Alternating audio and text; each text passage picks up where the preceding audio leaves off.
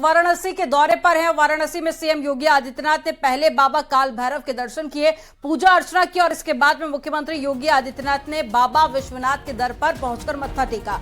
जहां सीएम ने बाबा विश्वनाथ के दर्शन किए, सीएम ने बाबा विश्वनाथ पर जलाभिषेक किया और पूजा अर्चना की। पूजा अर्चना के बाद में सीएम ने मंदिर के पुजारियों से भी मुलाकात की।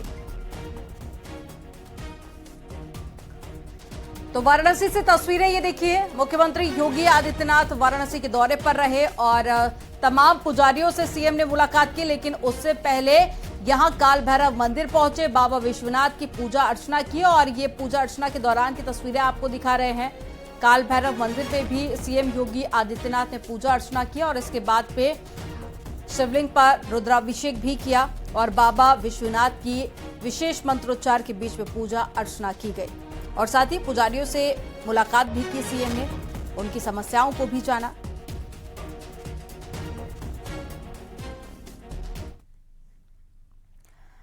वाराणसी दौरे पर CM Yogi Adityanath police line पहुंचकर सीएम योगी आदित्यनाथ ने निरीक्षण किया है। मल्टी स्टोरी पुलिस आवास का निरीक्षण किया गया है। प्लॉन्मर डोजिंग प्लांट का भी औचक निरीक्षण किया गया है। प्लांट के आपको बता दें, प्लांट के जरिए ही सप्लाई होती थी। गंगा जल की आपूर्ति 250 MLD क्षमता का ये प्लॉट है। तो वाराणसी के दौरे पर सीएम योगी आदित्यनाथ ने मल्टी स्टोरी पुलिस आवास का निरीक्षण किया है। सीएम योगी आदित्यनाथ ने उस दौरान की तस्वीरें आप अपने टीवी स्क्रीन पर देख रहे हैं। तो वाराणसी के दौरे पर है सीएम योगी आदित्यनाथ। साथ ही गंगा जल की आपूर्ति 250 MLD क्षमता का प्लांट है ये, जिसका निरीक्षण करने के लिए पहुंचे हुए थे सीएम योगी आदित्यनाथ। तो वाराणसी का दौरा काफी अहम माना जा रहा है सीएम योगी आदित्यनाथ का और इस दौरान जो विकास कार्य भी किए जा रहे हैं उसका भी निरीक्षण किया सीएम योगी आदित्यनाथ ने। सुबह सपा के नेता ओपी राजभर ने सीएम योगी आदित्यनाथ से मुलाकात की। दोनों की मुलाकात वाराणसी सर्किट हाउस में हुई और सीएम योगी और साथ ही राजभर की मुलाकात के कई सियासी मायने भी निकाले जा रहे हैं। सीएम योगी ने ओपी राजभर के जो बेटे की अभी हाल ही में शादी हुई थी उसके लिए शुभकामनाएं दी और सीएम ने सर्किट हाउस में ही रात्रि विश्राम भी किया।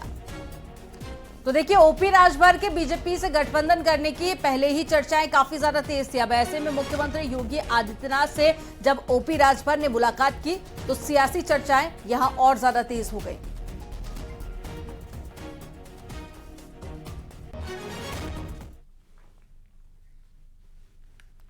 सीएम योगी आज सोनभद्र के दौरे पर रहेंगे। सुबह 9 बजे सोनभद्र पहुंचेंगे सीएम योगी आदित्यनाथ। 9:30 बजे जनसभा स्थल पर पहुंचेंगे। कई परियोजनाओं की सौगात भी देंगे। 203 परियोजनाओं का शिलान्यास और लोकार्पण होगा। लगभग 400 करोड़ की सौगात देंगे। साथ ही जनसभा को संबोधित करेंगे। डायट मैदान में ये जनसभा होगी करीब 2 बजे। आपको बता दें, करीब 2 घंटे सोनभद्र में रहेंगे सीएम योगी आदित्यनाथ। जिला प्रशासन की सभी तैयारियां पूरी हैं और पुलिस की सुरक्षा व्यवस्था भी दुरुस्त है। तो आज सोनभद्र के दौरे पर रहेंगे सीएम योगी आदित्यनाथ। साथ ही 2024 के मद्देनजर एक्शन में है सीएम योगी आदित्यनाथ। कई विकास कार्यों की समीक्षा भी करेंगे और लगभग 400 करोड़ रुपए की सौगात देंगे। बताया जा रहा करीब 2 घंटे के आसपास रहेंगे सोनभद्र में सीएम योगी आदित्यनाथ। तो सीएम योगी आदित्यनाथ का ये दौरा काफी अहम माना जा रहा है और 203 परियोजनाओं की सौगात आज देंगे। सुबह 9 बजे पहुंचने का कार्यक्रम है सीएम योगी आदित्यनाथ का। हालांकि इस दौरान जनसभा को भी संबोधित करेंगे और देखा जा रहा है कि मिशन 2024 को लेकर तैयारियां किस तरीके से बीजेपी की तरफ से शुरू हो चुकी हैं और इस लिहाज से भी ये दौरा काफी अहम है।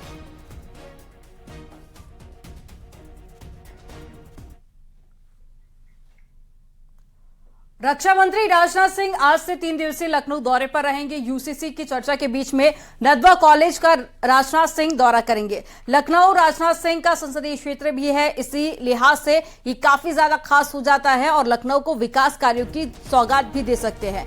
लखनऊ में चल रहे विकास कार्यों का जायजा भी ले सकते हैं रक्षा मंत्री राजनाथ सिंह और अगले साल लोकसभा चुनाव है, लिहाजा लखनऊ से सांसद राजनाथ सिंह ने दौरा तेज कर दिया है। लखनऊ में बुद्धिजीवी वर्ग से भी राजनाथ सिंह मुलाकात कर सकते हैं। तो ये दौरा बेहद खास माना जा रहा है 2024 में होने वाले लोकसभा इलेक्शन को लेकर भी।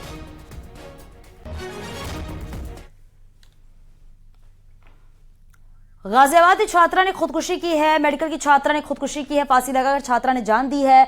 किराए के मकान में रह रही थी छात्रा। मौके पर पहुंची पुलिस मामले की जांच में जुटी हुई है। मोदीनगर क्षेत्र का ये पूरा मामला बताया जा रहा है, जहां पर छात्रा ने फांसी लगाकर जान दी है। हालांकि वजह क्या कुछ है इसके पीछे, ये भी आपको अपडेट करेंगे, लेकिन किराए के मकान में ये छात्रा रह रही थी। वाड़ी रोड चौकी क्षेत्र में सूर्या एनक्लेव में एक बहुमंजिला इमारत की तीसरी फ्लोर पर एक बालिका जो कि मेडिकल की छात्रा थी, उम्र 23 वर्ष, द्वारा फांसी लगाकर आत्महत्या कर ली गई है। इस सूचना पर तत्काल ही मोदीनगर पुलिस मौके पर पहुंची और वहां पर शव का निरीक्षण किया जा रहा है और फील्ड यूनिट को मौके पर बुला लिया गया है और इसमें शव को पोस्टमार्टम के लिए भिजवाकर आगे की वैधानिक कार्रवाई की जा रही है। और अब खबर लखनऊ से है, जहां जेल सुधार की दिशा में सीएम योगी का बड़ा कदम देखा जा रहा है। उत्तर प्रदेश में खुलेगी ओपन जेल, इस वक्त की बड़ी खबर आपको बता रहे हैं। सीएम योगी ने जेल व्यवस्था की समीक्षा की, नया प्रिजन एक्ट तैयार करने के निर्देश भी दिए गए। सुधार गृह के रूप में जेल को लेकर बड़े निर्देश दिए गए हैं और आदतन अपराधियों के लिए हाई सिक्योरिटी बैरक, आतंकियों के लिए हाई सिक्योरिटी बैरक यहां पर बनाई जाएगी। एक बड़ी खबर आपको बता रहे हैं, मुख्यमंत्री योगी आदित्यनाथ का इसे एक बड़ा कदम माना जा रहा है। अब उत्तर प्रदेश में ओपन जेल खुलेंगी।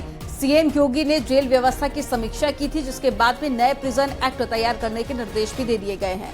तो आदतन अपराधियों के लिए हाई सिक्योरिटी बैरक होगी, जिसके अलावा आतंकियों के लिए हाई सिक्योरिटी बैरक बनाई जाएगी।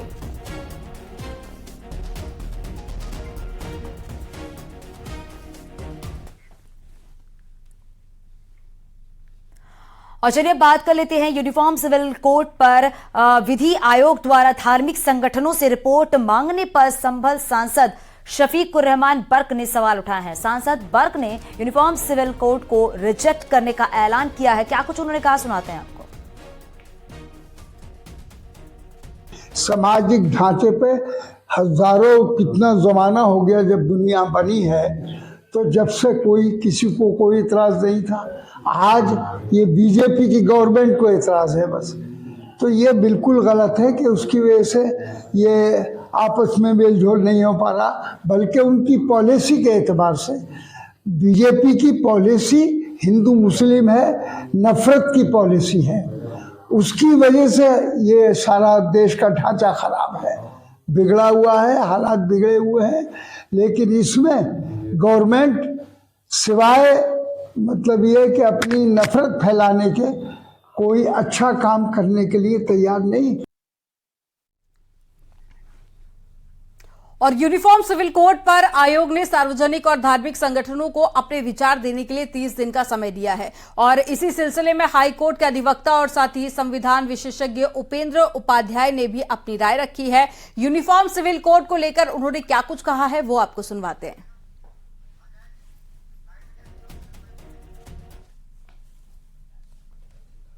कॉमन सिविल कोड को लागू किया जाए, जिससे पूरे देश के नागरिक अपने को किसी पर्टिकुलर धर्म का न समझ करके भारतीय नागरिक समझें और सबके लिए समान कानून हो।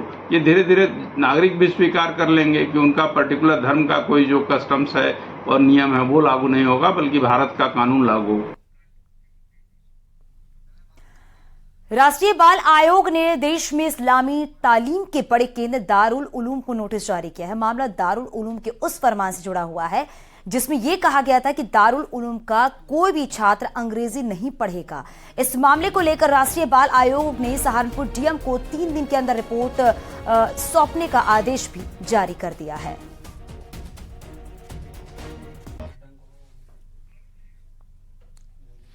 और चक्रवात विपर्जॉय की बात करते हैं, जिसकी तीव्रता खतरनाक है। यही वजह है कि इतना बड़ा अलर्ट जारी किया गया। अब आपको 24 तस्वीरें दिखाएंगे, जिसके जरिए आप विनाशकारी तूफान की एक एक झलक देख पाएंगे।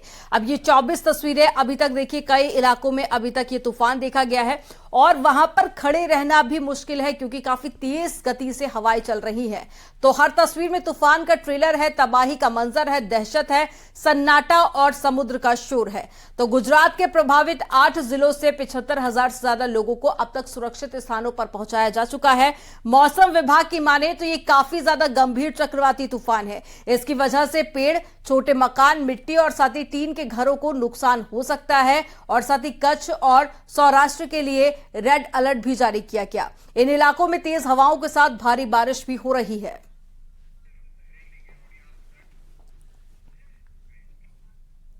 और यहां रुकेंगे एक छोटे से ब्रेक के लिए। आप देखते रहिए न्यूज 18, खबरों का सिलसिला आगे भी जारी रहेगा।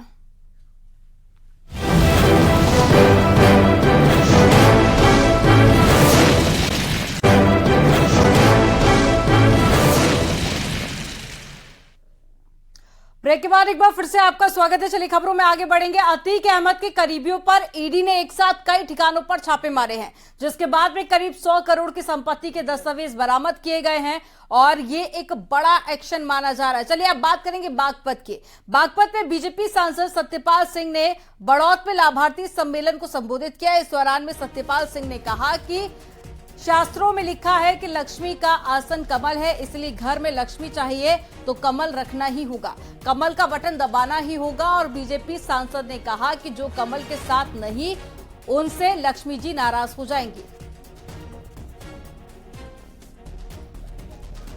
देखिए, शास्त्रों में लिखा हुआ है लक्ष्मी का आसन कमल का फूल है। जिसको लक्ष्मी चाहिए घरों में, उन्हें अपने घरों में कमल रखना ही होगा, कमल का बटन दबाना ही होगा, कमल के फूल के साथ खड़ा होना होगा। और जो कमल के फूल के साथ नहीं है, लक्ष्मी भी रूठ जाएगी। इटावा में स्टंटबाजी करने के आरोप में एक्शन लिया गया है। फ्रेंड्स कॉलोनी इलाके की एक थार गाड़ी के ऊपर बैठे एक शख्स स्टंटबाजी करते हुए नजर आ रहा है। जब ये वीडियो पुलिस के सामने आया तो पुलिस ने इस शख्स के खिलाफ मोटर व्हीकल एक्ट के तहत कार्रवाई करते हुए न केवल 151 में इसका चालान किया था, बल्कि थार कार सीज भी कर दिया गया है। मोटर व्हीकल एक्ट के तहत ही कुल 16,500 का चालान करते हुए कार को सीज कर दिया गया है।